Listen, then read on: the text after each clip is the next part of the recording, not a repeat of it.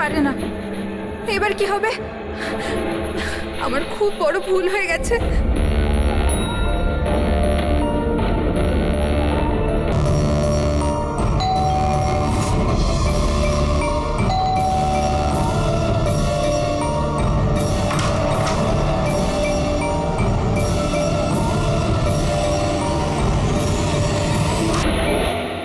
এদিকে এসো, এদিকে এসো। সব সব সব সব ঠিক আছে তো? তোমায় এভাবে কেউ দেখেনি তো? কেউ সন্দেহ করেনি তো? হ্যাঁ, সন্দেহ? বলো। কেমন সন্দেহ? কি অঞ্জলি, তুমি কাঁদছো কেন? আর তোমার চোখগুলো এরকম বসে গেছে কেন? তুমি তুমি এত কাঁদছো কেন? কি হয়েছে? তুমি আমায় জিজ্ঞাসা করছো কি হয়েছে? তুমি জানো না কি হয়েছে? আমি কি করে জানবো কি হয়েছে? আমি তো এইমাত্র বাড়ি এলাম। রঞ্জন, তুমি পাগল হয়ে গেছো নাকি আমায় পাগল বানাচ্ছো? এত বড় ঘটনা ঘটে গেল আমাদের সাথে আর তুমি এমন বিহেভ করছো যে যেন কিছু হয়নি। কি কি খেলা খেলছো তুমি? কি খেলা আরে আমি খেলছো কোনো তুমি? খেলা খেলছি না। কি তখন থেকে বলে চলেছো তুমি? রঞ্জন, কিছু ঘন্টা আগে তুমি তুমি খুন করেছো। কি? ওই লাশটা টুকরো করে ওই টুকরোগুলোকে পুকুরে ফেলে দিয়েছো আর আর তুমি এমন বিহেভ করছো যেন কিছু হয়নি। মনে করো তুমি কেন এমন বিহেভ করছো? অঞ্জলি, তোমার কি হয়েছে? কিছু নেশা টেশা করেছো নাকি তুমি? হ্যাঁ, পাগলের মতো কথা বলছো। আরে কি খুন, কি মার্ডার, কি কি এক মিনিট, এসব? এক what is minute. Wrong with you? এক মিনিট, তোমার জামায় রক্ত? তোমার জামায় তো রক্ত আর আর আর মাথায়, তোমার মাথায় তো চোট লেগেছিল। আর এইসব তুমি জামা কোথায় চেঞ্জ করলে? কোথায় গেল এই সব কিছু? কত রক্ত পাগল হয়ে লেগেছিল। গেছো তুমি? আজ সকালে এই জামাটা পরেই তো গিয়েছিলাম অফিসে। এখন টায়ার্ড হয়ে এত রাতে অফিস থেকে বাড়ি এসেছি, টেনশনে রয়েছে, তুমি উল্টোপাল্টা বলে যাচ্ছ, ইরিটেট করছো আমাকে। আর এইসব কি গল্প তৈরি করছো খুন টুনের? হ্যাঁ, রঞ্জন, রঞ্জন ভালো করে মনে করো। হ্যাঁ, তুমি আমায় কল করেছিলে আর তুমি খুব ঘাবড়েছিলে। রঞ্জন, তুমি তুমি তুমি কাঁদছো কেন? সব ঠিক আছে তো? তখনই তুমি নিচে আসতে বলে আর সাথে টুল বক্স আর পরিষ্কার করার কাপড়ও নিয়ে যেতে বলেছিলে। অঞ্জলি। রঞ্জন, এটা কি করে হলো? এত রক্ত, এই চোট, আর আর তুমি এই সব জিনিস কেন আমাকে আনতে বললে? অফিস থেকে গাড়ি করে বাড়ি আসছিলাম তো রাস্তায় একটা মেয়ে আমার থেকে লিফট চাইলো। আমি ওর সাহায্য করতে গেলাম তো আমার উপর হামলা করে দিল, আমার উপর। আর আর আমি নিজেকে বাঁচানোর জন্য আমি ওর খুন করে দিয়েছি। অঞ্জলি, আমাদের এই লাশটাকে কোথাও একটা লুকাতেই হবে। ওই লাশটা আমরা শহরের বাইরে একটা পুকুরের কাছে নিয়ে গেলাম।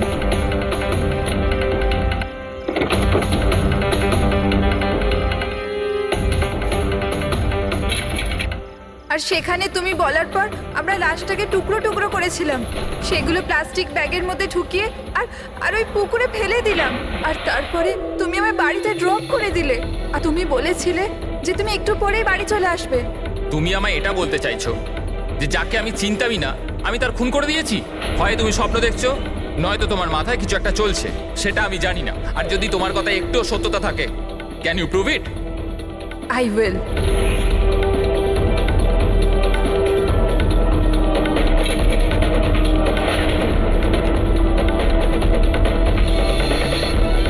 এই দেখো, আর এই দেখো। এবার বলো, প্রুফ চেয়েছিলে না তুমি? এই দেখো প্রুফ। এবার বলো, এই জামাগুলোতে রক্ত কোথা থেকে এলো? এমনটা নয় তো যে এগুলো তুমিই করেছো আর তুমি আমাকে ফাঁসানোর চেষ্টা করছো? আচ্ছা, এবার আমি বুঝতে পেরেছি। তোমরা সবাই মিলে আমার সাথে ইয়ার্কি মারছো না তো?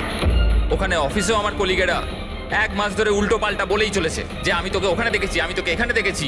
আর আমি বলে বলে হাঁপিয়ে যাচ্ছি যে আমি ওখানে ছিলামই না। কিন্তু এখন যেটা তুমি করছো না, এটা কিন্তু ভুল করছো। এইসব একটা ইন্টেলিজেন্স চক্রান্ত, যেটা তুমি প্ল্যান করেছো। তুমি খুন করেছো অঞ্জলি, আর তুমি এটাতে আমাকে ফাঁসাতে চাও। আমি যাচ্ছি পুলিশের কাছে, সিআইডি কে ডাকবো। ছাড়ো। কেন এমন করছো? রঞ্জন, রঞ্জন, তুমি খুন করেছো, তুমি সিআইডি কে কেন ডাকছো?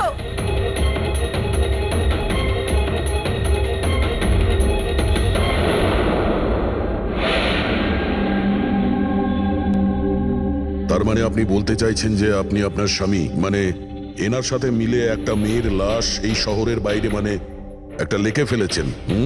হ্যাঁ স্যার, আমি এটাই বলছি। আর এই সব কিছু আমি ওর বলাতেই করেছি।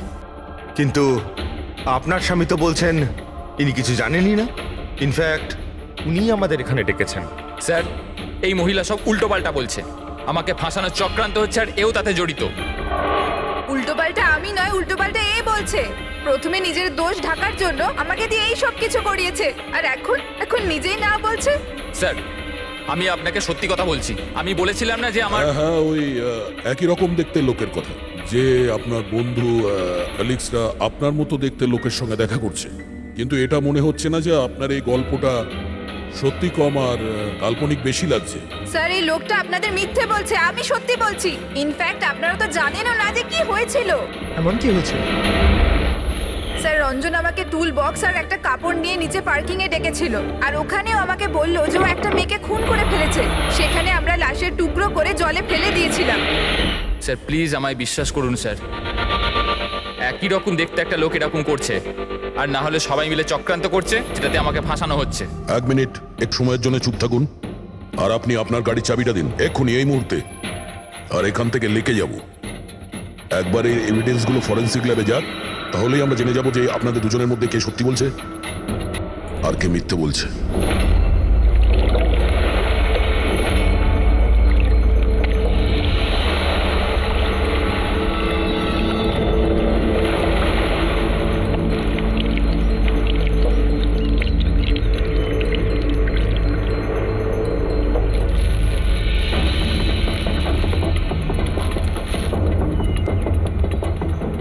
এই মেয়েটা কে? স্যার আমি কি জানি, আপনি আমাকে কেন জিজ্ঞেস করছেন? যা কিছু জানার এর থেকে জানুন না। স্যার আমি এই মেয়েটাকে চিনি না, আমি জানি না একে। আমি একে মারিনি স্যার, আমি তো ওই সময় শুধু এই লোকটার হেল্প করছিলাম। আমি অনেক রাত অবধি অফিসে ছিলাম স্যার, আপনি চাইলে সিসিটিভি ফুটেজ দেখতে পারেন। চিনের নিচে দেখো, থুতির নিচে স্টিচেস আছে না, আর সেগুলো খুব বেশি পুরনো নয়, মনে হচ্ছে কিছুদিন আগেই ও আঘাত পেয়েছে। পুরবি কোনো না কোনো ক্লিনিক বা হসপিটালে স্টিচগুলো করা হয়েছিল, সেখান থেকে এই মেয়েটার ব্যাপারে জানা যেতে পারে। একটা কাজ করো ফেডরিক, পঙ্কজ, এই বডির টুকরোগুলো আছে না, এই সব কটা আমাদের ফরেন্সিক ল্যাবে পাঠিয়ে দাও, আর এদের দুজনকে আমাদের ব্যুরোতে নিয়ে চলো। স্যার এ বলছে যে কয়েকদিন ধরে ওরই মতো দেখতে কোনো লোক ওকে ফাঁসানোর চেষ্টা করছে। এর চেনাশোনা লোকরা ওই লোকটার সঙ্গে বিভিন্ন জায়গায় দেখা করছে, আর ওরা ভাবছে যে ও এই। হ্যাঁ স্যার, আমায় ফাঁসানো হচ্ছে স্যার, আর ওই চক্রান্তে এও রয়েছে স্যার। স্যার আপনি বলুন, আমি যদি এসব করতাম তাহলে আমি আপনাদের ফোন কেন করতাম? স্যার এখন অবধি আমি আপনাদের যা বলেছি সবকিছু প্রমাণ হয়েছে তো। লাশ তো পাওয়া গেল লেকে, আর ওর গাড়ির ডিকিতে রক্ত পেলেন তো। স্যার আপনি নিজেই বলুন, যখন এতটা সত্যি আমি বলেছি, তাহলে এখন মিথ্যে আমি কেন বলবো? আমাকে ফাঁসানোর জন্য স্যার, আমি বলছি স্যার এটা চক্রান্ত স্যার, আমাকে ফাঁসানোর জন্য। ব্যাস ব্যাস ব্যাস, কে কি কাজ করেছে আর করেনি সেটার খোঁজ আমরা করব। শুধু একটা কথা মনে রাখবেন, যে আমাদের সন্দেহ শুধু আপনাদের দুজনকে।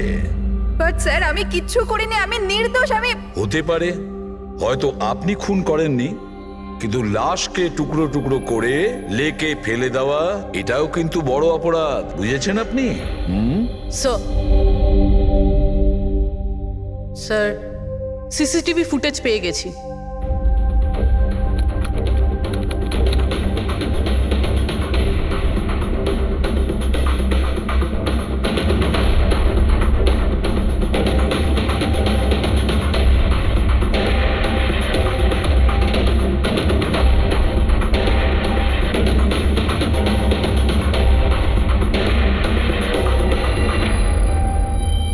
এ তো খালি।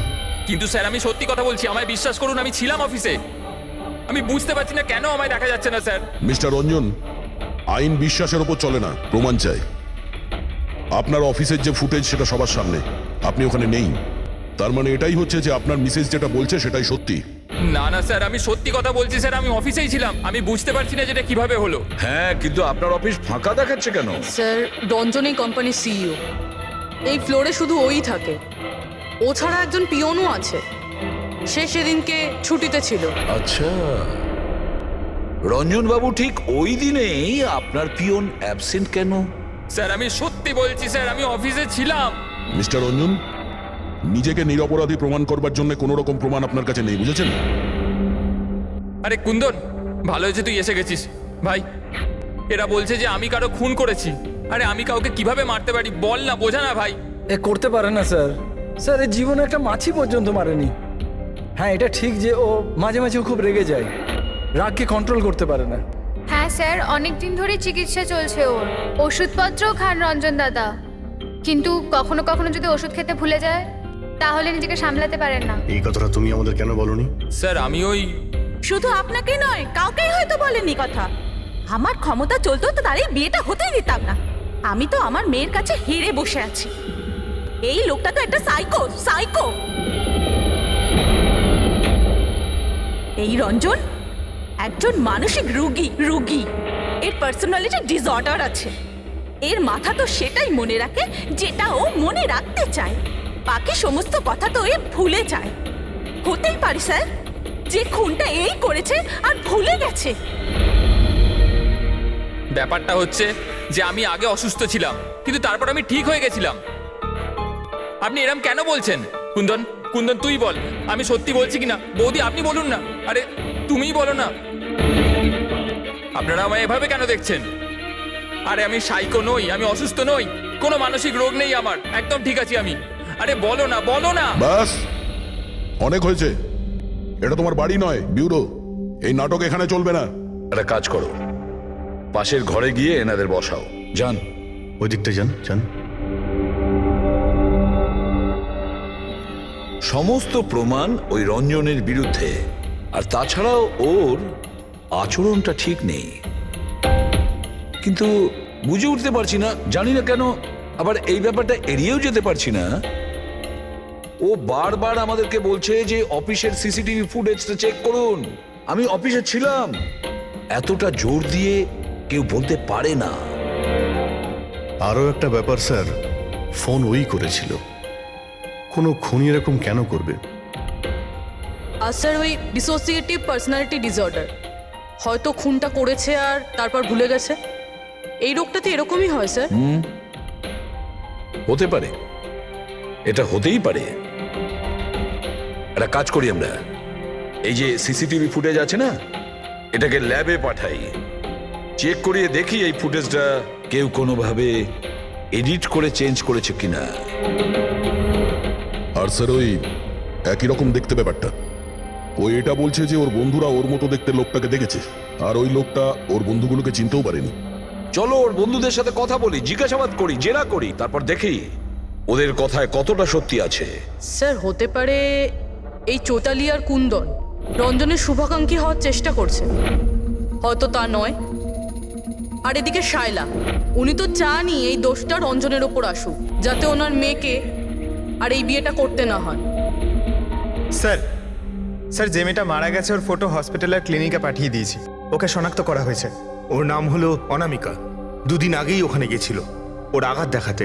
অনামিকা, অনামিকা, এই অনামিকার পুরো ফোন রেকর্ড চেক করো, খোঁজ নাও এ কোথায় থাকতো, কি করতো, এর সঙ্গে রঞ্জনের কি সম্পর্ক ছিল।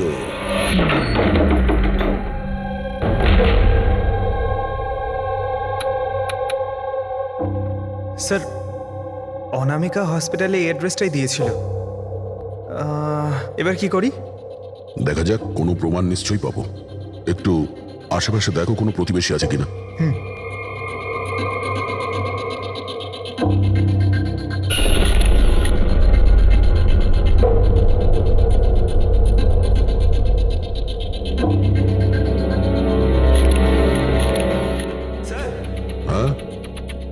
এর নাম অঙ্কিত, অনামিকার প্রতিবেশী। হ্যালো স্যার, কি হয়েছে বলুন? অনামিকা ঠিক আছে তো? না, অনামিকার খুন হয়ে গেছে, আর আমরা সেই জন্যই এর তদন্ত করছি। আপনি ওর ব্যাপারে কিছু বলতে পারেন যার সাহায্যে আমরা খুনি পর্যন্ত পৌঁছতে পারি? না স্যার, আমি ওর ব্যাপারে বেশি কিছু তো জানি না। হ্যাঁ, তবে এটুকু জানি যে ও অ্যাসিস্ট্যান্ট ডাইরেক্টর ছিল আর এখন একটা ইন্টারন্যাশনাল শর্ট ফিল্মে কাজ করছিল। ইন্টারন্যাশনাল শর্ট ফিল্মে? আচ্ছা, ওর কোনো বন্ধু কিংবা আত্মীয় যে এখানে ওর সঙ্গে থাকতো? ও তো এনারাই ছিল স্যার, এই কিছু মাস আগেই এখানে থাকতে এসেছিল। আমি তো ওর পরিবারের কাউকে দেখিনি। হ্যাঁ, ওর একটা বয়ফ্রেন্ড ছিল যার সাথে ও ঘন্টার পর ঘন্টা ফোনে কথা বলতো। ও ফোনে যার সঙ্গে কথা বলতো ও যে ওর বয়ফ্রেন্ড ছিল এটা আপনি কি করে জানলেন? স্যার আসলে আমি ওর কথাগুলো শুনেছিলাম। ও ব্যালকনিতে দাঁড়িয়ে ওর সাথে খুব জোরে জোরে কথা বলতো অনেকক্ষণ। আর ওদের কথা শুনে মনে হতো স্যার ওর বয়ফ্রেন্ড ভালো লোক নয়। ঝগড়া হতো খুব দুজনের। কথা শুনে মনে হতো নিজেদের মধ্যে মারপিটও করে। ইনফ্যাক্ট এই 2 দিন আগেই ওরা নিজেদের মধ্যে মারপিট করেছে। ওর মুখেতে সেলাইও পড়েছিল আর ওর চোখেও আঘাত লেগেছিল স্যার। আপনি দেখেছেন ওর বয়ফ্রেন্ডকে? আমি স্যার ওকে কখনো দেখিনি, কিন্তু ওর নামটা জানি স্যার। আচ্ছা, কি নাম কি ওর? Ranjan. Ranjan?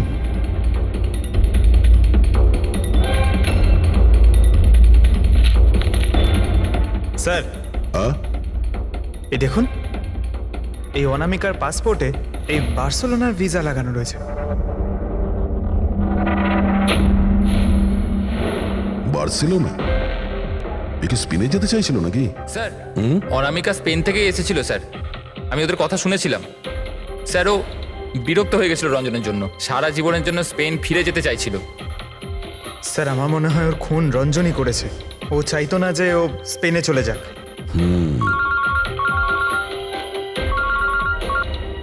Hello, sir অনামিকার phone records পাওয়া গেছে।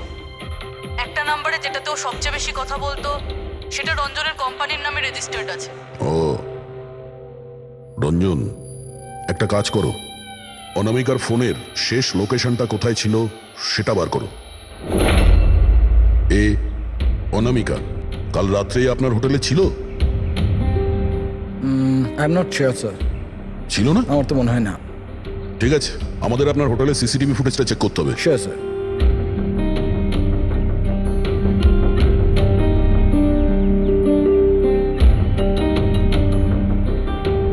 এই তো অনামিকা।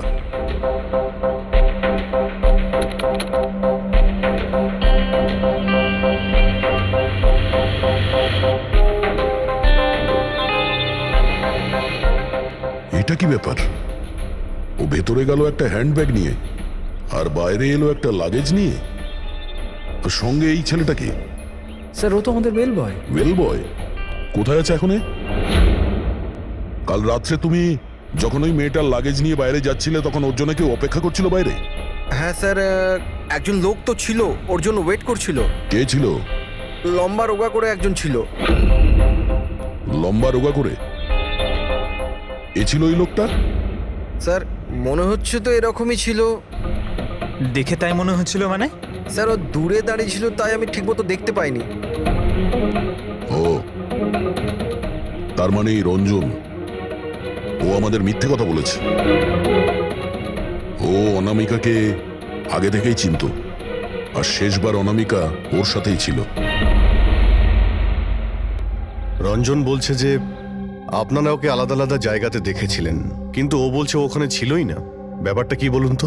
স্যার আমি একদিন কফি শপে কফি খাচ্ছিলাম, আমি দেখলাম যে রঞ্জন বাইরে কারোর সাথে কথা বলছে। রঞ্জন, রঞ্জন, এই রঞ্জন! স্যার আমি যখন ওকে ডাকলাম ও জানি না কেন আমার কথা না শুনে অন্যদিকে চলে গেল। রঞ্জন! কিন্তু স্যার যখন আমি এই ব্যাপারে ওর সঙ্গে কথা বললাম তখন ও বললো যে ওখানে ছিলই না। আমি জানি না ওখানে মিথ্যে কথা বললো। আর লীলা দেবী, ওকে আপনি কোথায় দেখেছিলেন? কান্দিওয়ালাতে একটা জুয়েলারি শপে। ওর সঙ্গে একটা মেয়েও ছিল। রঞ্জন, রঞ্জন! আচ্ছা, এই মেয়েটা ছিল কি? হ্যাঁ স্যার, এই মেয়েটাই ছিল।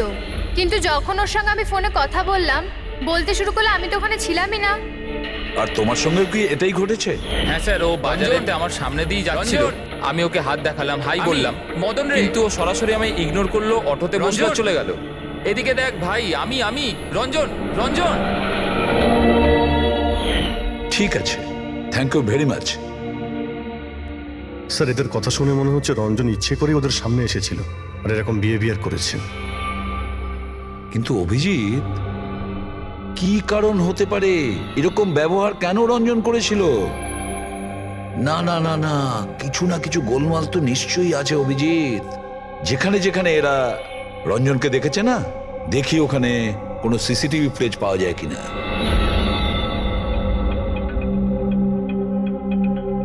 স্যার এখানে দেখুন।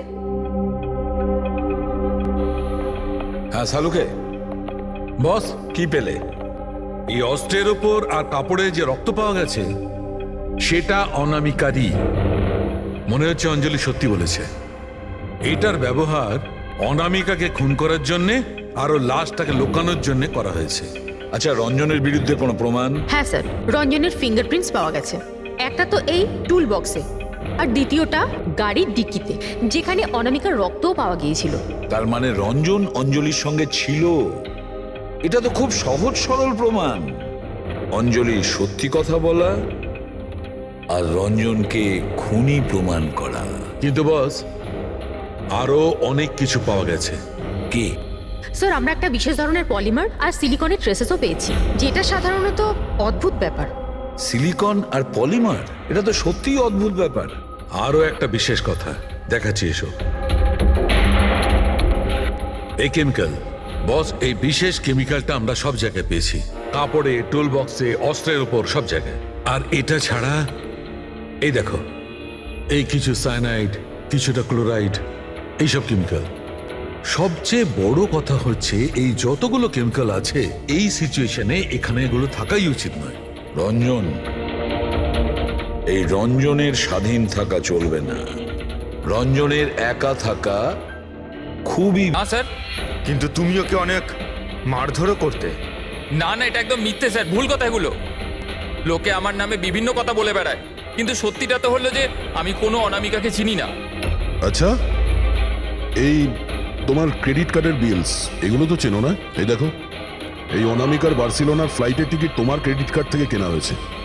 আর ও যে নাম্বারটায় ঘন্টার পর ঘন্টা কথা বলতো সেটা তোমার কোম্পানির নামে রেজিস্টার করা আছে। আর সব থেকে বড় কথা, তোমার গাড়ির ডিকিতে অনামিকার রক্তের ছাপ পাওয়া গেছে। আর তুমি কি মনে করছো যে আমরা এর ওর কথা শুনে তোমার উপর দোষ চাপাচ্ছি? এই সমস্ত প্রমাণই যথেষ্ট এটা প্রমাণ করার জন্যে যে তুমি অনামিকাকে খুন করেছো। না স্যার, আমি কারোর খুনটুন করিনি। আর স্যার, এই ক্রেডিট কার্ড, স্যার আমার কাছে তো অনেক ক্রেডিট কার্ড আছে স্যার। আর স্যার, আমি আজ অব্দি আমার ক্রেডিট কার্ড দিয়ে কখনো বার্সেলোনার টিকিট বুক করিনি। তাহলে উল্টোপাল্টা কথা বলা বন্ধ করো রঞ্জন। অনামিকা তোমার গার্লফ্রেন্ড ছিল আর তোমার জন্য বিপদ হয়ে দাঁড়িয়েছিল, আর ওর হাত থেকে মুক্তি পাওয়ার জন্য তুমি ওকে খুন করে দিলে। আর শুধু খুন করলে না, তার সাথে আমাকেও ফাঁসিয়ে দিলে। না, আমি এরম করিনি অঞ্জলি, আমার কথাটা বোঝার চেষ্টা করো তুমি। বৌদি, মানছি যে সমস্ত প্রমাণ এটাই ইঙ্গিত করছে যে রঞ্জনী খুনটা করেছে, কিন্তু কিছু প্রমাণিত হয়নি এখনো। আপনারা প্লিজ আমাদের কাজ করতে দিন। দেখো রঞ্জন, তোমার নির্দোষ হওয়ার কোনো প্রমাণ তোমার কাছে নেই। আর খুনের সময় তুমি কোথায় ছিলে এর কোনো সাক্ষীও নেই। আর তোমার ওই অফিসে সিসিটিভি ক্যামেরা ফুটেজ, ওর মধ্যে তুমি উধাও। অনামিকার হোটেলের বাইরে তোমার গাড়ির দাঁড়িয়ে থাকা, তোমার গাড়ির ডিকিতে অনামিকার রক্ত পাওয়া, ফোন রেকর্ড, ক্রেডিট কার্ড বিলস। তোমার বাঁচার আর কোনো রাস্তা নেই। এই একই রকম দেখতে অ্যাঙ্গেলটা একবার পরিষ্কার হয়ে যাক, তারপর তোমাকে অ্যারেস্ট না করার কোনো কারণ আমাদের কাছে থাকবে না। ততক্ষণের জন্য তুমি এখানে নিজের বাড়িতেই নজরবন্দি থাকবে, ফ্রেডির তত্ত্বাবধানে। আর আপনারা তদন্ত শেষ না হওয়া পর্যন্ত আপনাদের মধ্যে কেউ এখান থেকে যাবেন না। ফ্রেডি, নজর রেখো। Sir, sir please sir, sir আমার কথাটা বোঝার চেষ্টা করুন, আমি কিচ্ছু করিনি। পূরবী, তুমি কি বলছো তুমি খেয়াল করেছো? হ্যাঁ স্যার, স্যার ইমেজ ফরেন্সিক এক্সপার্টরা কনফার্ম করেছেন এই রঞ্জনের ফুটেজের সাথে এডিট করা হয়েছে। এই ফুটেজটায় কিছু আউট অফ ফোকাস ব্যাপার আছে, যেটা থেকে এটা প্রুফ হয় যে এখানে কেউ একজন ছিল, যেটাকে খুবই ভালোভাবে ডিলিট করা হয়েছে। অন্য আর কেউ নয়, ও রঞ্জনই হবে। তার মানে ওর এই একই রকম দেখতে গল্পটা সত্যি। অনামিকার খুনের সময় ও অফিসেই ছিল। তাহলে ওর খুন কি করে করবে? একটাই লোক একই সময়ে দু জায়গায় কি করে হতে পারে? স্যার, স্যার সেই সব সিসিটিভি ফুটেজ পেয়ে গেছি যেখানে রঞ্জনের বন্ধুরা রঞ্জনকে দেখেছিল। কফি শপ, জুয়েলারি শপ আর মার্কেটে। দরজা খোলো, বাইরে বেরোতে দাও। আরে কেন আমাকে আটকে রেখেছো? খোলো, আমি বলছি খুলে দাও। এটা কি হচ্ছে? ওর আবার আগের মতো অবস্থায় নেই তো? খোলো। সে কি? তাহলে তো ওনাকে কাবুতে আনার নিশ্চয়ই কোনো উপায় থাকবে। শুধু একটাই ওষুধ আছে, ঘুমের ইনজেকশন। খোলো, আমি বলছি দরজাটা খোলো। আরে এইভাবে কেউ কাউকে আটকে রাখে নাকি? আমার তো খুব ভয় লাগছে। আমি দরজা ভেঙে মাথা খারাপ হয়ে গেলে আবার কিছু করে নেবে না তো? সব এক একটা রত্ন এখানে আমি দেখছি। আরে কেন আটকে রেখেছো আমায়?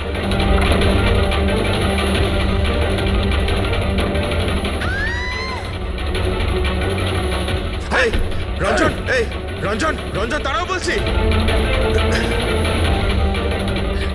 মা মা মা আস্তে আস্তে আস্তে, ও মাই গড, এইটা কি করে হলো? আমি ডাক্তারের খবর দিচ্ছি। হ্যাঁ, তুমি ঠিক আছো তো মা? ও মাই গড, কি করে লাগলো তোমার? স্যার এটা কফি শপের ফুটেজ।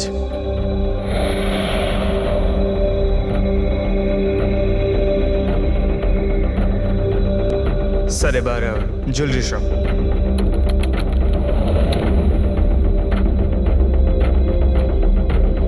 এটার সঙ্গে অনামিকাও ছিল।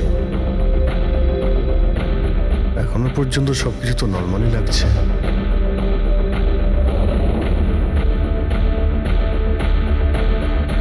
স্যার এবার মার্কেট প্লেস।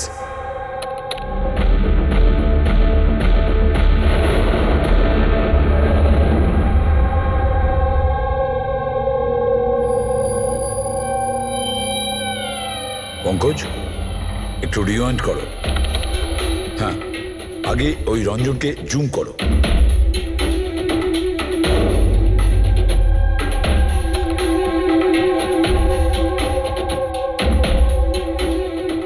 এই দেখো, এর এর হাঁটা চল একটু আলাদা। ও অন্য ধরনের জুতো পরে রয়েছে।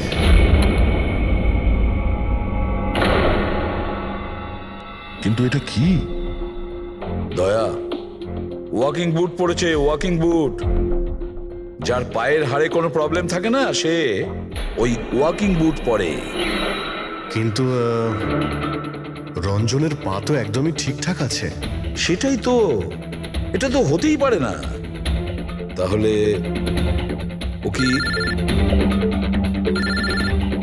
হ্যাঁ শালুকে বলো, কি এখনই? আচ্ছা ঠিক আছে, আমি আসছি। শালুকে ফরেন্সিক ল্যাবে ডেকেছে, এখনই যেতে হবে। চলো। হ্যাঁ ফেডরিক বলো, কি বললে তুমি? ঠিক আছে, হ্যাঁ ওখানেই থেকো। ফেডরিক বলছিল রঞ্জন পালিয়ে গেছে শায়লার ওপর আঘাত করে। কিন্তু ফ্রেডি তো ছিল ওখানে। সেটাই তো। একটা কাজ করো দা, তুমি আর পঙ্কজ ওখানে চলে যাও, আমরা ফরেন্সিক ল্যাবে যাচ্ছি। আচ্ছা শালুকে, তুমি রঞ্জনকে গ্রেফতার করতে বারণ করেছিলে, ব্যাস ও তো ওদেরকে আঘাত করে পালিয়ে গেছে। আর তুমি এখানে এসব কি করছো? এখানে এখানে এরকম মিউজিয়াম সাজিয়েছো কেন? মিউজিয়াম নয় বস, তাহলে? এটা হচ্ছে সেই ধাঁধাটার জবাব যেটা আমরা সলভ করতে পারিনি। হ্যাঁ, রঞ্জন পালিয়ে যাওয়াতে আমার খুব আফসোস হয়েছে, কিন্তু আই এম শিওর তোমরা ওকে ঠিক ধরে ফেলবে। তোমাদের মনে আছে ওই যে কেমিক্যালটা আমরা ক্রাইম স্পটে পেয়েছিলাম? তো তার সঙ্গে ওর কি সম্পর্ক? সেটা আমি আপনাদেরকে বলছি। আপনি কে? এ হচ্ছে জগৎ। এক মিনিট, সবকিছু বুঝতে পারবে বস। বেহুল, হাই স্যার। এবার এর সঙ্গে আবার এই কেসের কি সম্পর্ক? আপনারা ওর সাথে একটু মন দিয়ে কথা বলুন, দেখুন সবকিছু জানতে পারবেন। এটা বলুন তো যে আপনি কে, আর এই কেসের সঙ্গে আপনার কি সম্পর্ক? এক মিনিট। এনার চোখগুলো দেখে তো কেমন যেন একটা মনে হচ্ছে। শুধু চোখই নয়, এনার তো পুরো মুখের মধ্যেই কিছু গোলমাল আছে অভিজিৎ, ফেসের ওপরে গোলমাল আছে।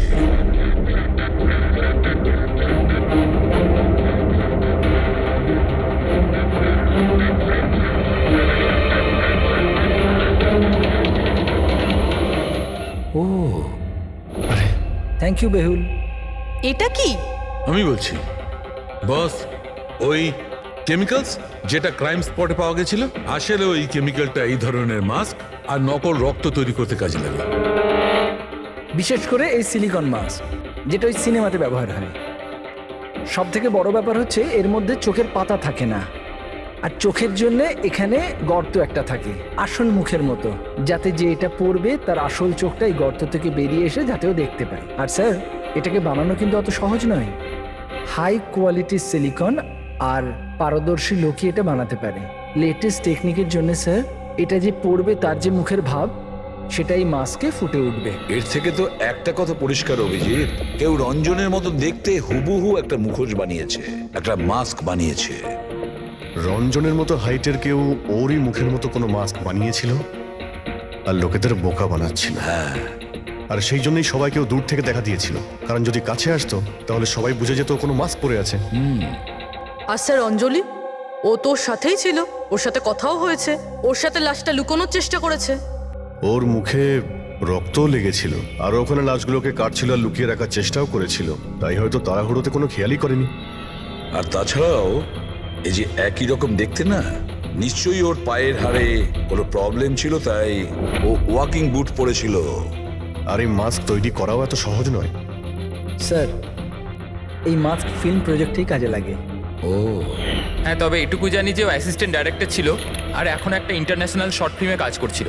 স্যার, দয়া বলছিল যে অনামিকা ও নাকি কোনো ইন্টারন্যাশনাল শর্ট ফিল্মে কাজ করছিল। ওর পক্ষে এগুলো করা তো খুবই সহজ। তার মানে ও রঞ্জনের গার্লফ্রেন্ড ছিল না, ওকে নিজেরই খুনে ফাঁসানোর চেষ্টা করেছিল। সেই জন্যই ও বেল বয়কে গাড়ি অব্দি নিয়ে গিয়েছিল। স্যার নিজের প্রতিবেশীর সামনে রঞ্জনের সাথে ফোনে কথা বলার নাটক করেছিল। মানলাম অভিজিৎ, আমি মানলাম, কিন্তু কেউ নিজের মৃত্যুর ষড়যন্ত্র নিজে কেন করবে? মানে আমি বলতে চাইছি, অনামিকা তার নিজের মৃত্যু কেন নিজে ডেকে আনবে? না না না না, কিছু তো একটা গোলমাল আছেই। কেউ তো একজন আছে যে অনামিকাকে শিখণ্ডি খাড়া করেছে, আর সেই পুরো কেসটার মাস্টার মাইন্ড, বুঝেছো? আপনাদের মাথা খারাপ আছে? ফ্রেডি ইনজেকশন নেওয়ার জন্য ভেতরে গেছে আর তোমরা ওই লোকটাকে ছেড়ে দিলে। আমরা তোকে পালাতে দিইনি, আমরা কি দরজা খোলার কি দরকার ছিল?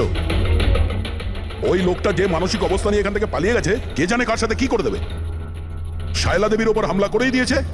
স্যার, একটা কথা বুঝতে পারলাম না, ওরা তোমাদের দুজনের সামনে থেকে পালালো আর তোমরা ধরতে পারলে না ওদের? স্যার, আমরা খুব ভয় পেয়ে গেছিলাম আর সব কিছু এত তাড়াতাড়ি হলো। স্যার, আমরা যদি মাঝখানে আসতাম তাহলে আমাদের উপরও তো হামলা করতে পারতো না স্যার। হ্যাঁ, যেমন ভাবে আন্টিকে হামলা করেছিল আমাদেরও করতে তাহলে। হ্যাঁ, এক মিনিট, শায়লা দেবীর ওপর হামলা? কিন্তু কিভাবে? ওর কাছে অস্ত্র কি করে এলো? এখানে তো কোনো অস্ত্র ছিল না, আমরা সমস্ত অস্ত্র সরিয়ে দিয়েছিলাম। হ্যাঁ হ্যাঁ স্যার, শুধু ঘরে কেন, কিচেনেও সবজি কাটার কোনো ছুরি পর্যন্ত নেই।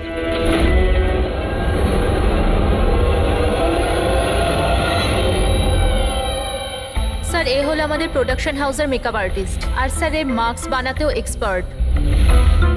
তুমি অনামিকার জন্য মাস্ক বানিয়েছিলে, তাই না? বানিয়েছিলে কি না? হ্যাঁ স্যার, উনি আমাকে টাকা দিয়েছিলেন, আর এটা তো আমার কাজই স্যার। তাহলে এটাও বলে ফেলো যে কাজটা কার জন্য করেছিল, এই মাস্কটা কার পরার কথা ছিল। বলো বলো, তাড়াতাড়ি বলো, সময় নেই আমাদের।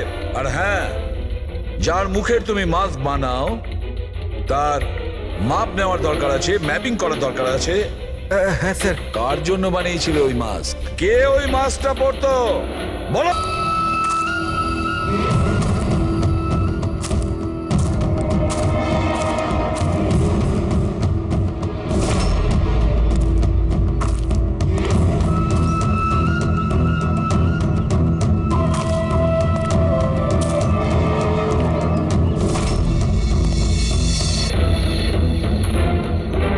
কে তুমি? হ্যাঁ, কে তুমি? কি চাও? কেন আমাকে বেঁধে রেখেছো? আমার তো মনে হয়েছিল আমাকে দেখে তুমি খুব খুশি হবে, কারণ আমিই তো হচ্ছি সে যাকে তুমি খুঁজে চলেছ। তোমারই আর এক রূপ। রূপ? কিন্তু তোমার মুখ তো আমার সাথে মেলে না। কারণ এটাই, আমি তোমার মতন মুখের মাস্ক পরে নেই এখন, না হলে তুমি আমাকে চিনতে পারতে না যে আসল তুমি না আমি। আর একটা কথা, আমি তোমার আওয়াজে কথাও বলতে পারি। কিন্তু তুমি এমন কেন করছো? যাতে অনামিকার খুনের জন্য তোমার জেল হয়ে যায়। কিন্তু আমার তোমার সাথে কি শত্রুতা? আমি তো তোমাকে চিনি অবধি না। ওসব জেনে তুমি কি করবে? এখন তো শুধু এটুকুনি জেনে রাখো যে আমার এত পরিশ্রমে সিআইডির লোকেরা জল ঢেলে দিয়েছে, আর আমার কাছে শুধুমাত্র এখন একটাই রাস্তা বাকি আছে, যে তোমাকে আমি মেরে ফেলবো। না! সিআইডি, তোমরা এখানে কি করে? তোমাকে ফলো করতে করতে এখানে পৌঁছেছি। ওই মেকআপ ম্যান সবকিছু বলে দিয়েছে তোমার ব্যাপারে। খুব ভুল করেছো তোমরা এখানে এসে। রঞ্জনকে তো আমি কিছুতেই ছাড়তে পারবো না, কারণ আমি ওকে মারবার জন্য কন্ট্যাক্ট নিয়েছি। কিন্তু এখন তোমরা ওর সঙ্গে মরবে।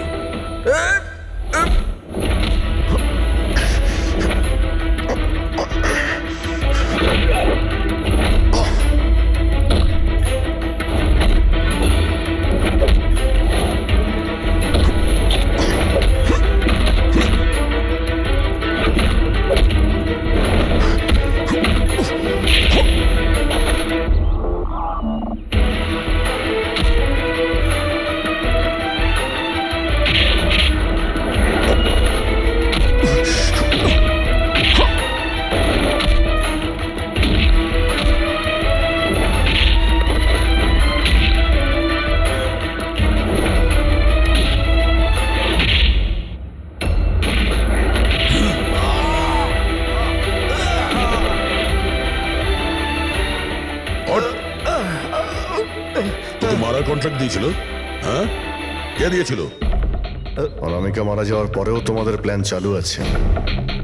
কে মাস্টার মাইন্ড? আমায় ক্ষমা করে দাও মা।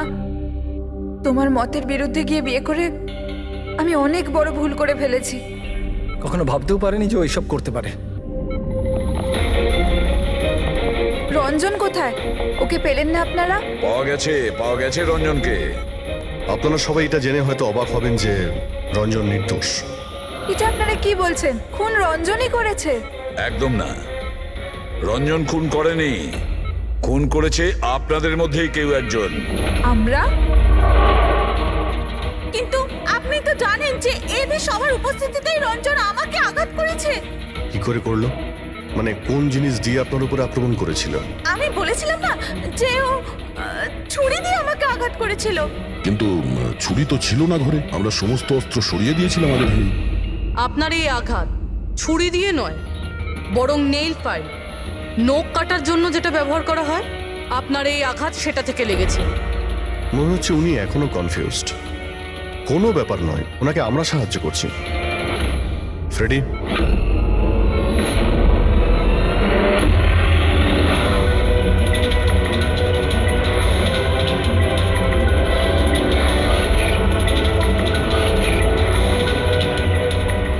শাইলা ম্যাডাম, আমরা জানতে পেরে গেছিলাম অনামিকার প্রতিবেশী অঙ্কিত এসবের সঙ্গে যুক্ত।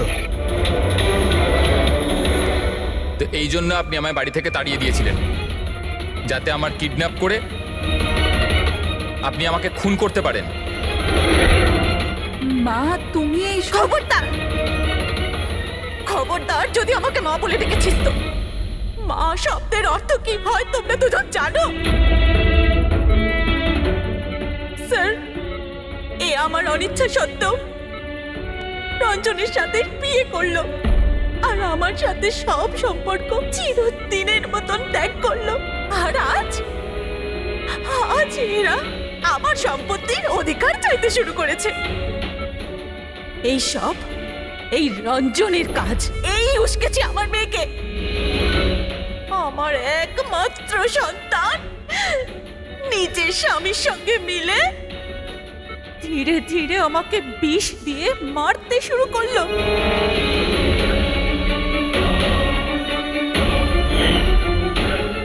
দুভোটা তাড়াতাড়ি করো অঞ্জলি, এটা নিয়ে গিয়ে মায়ের ঘরে রেখে দাও, যাও।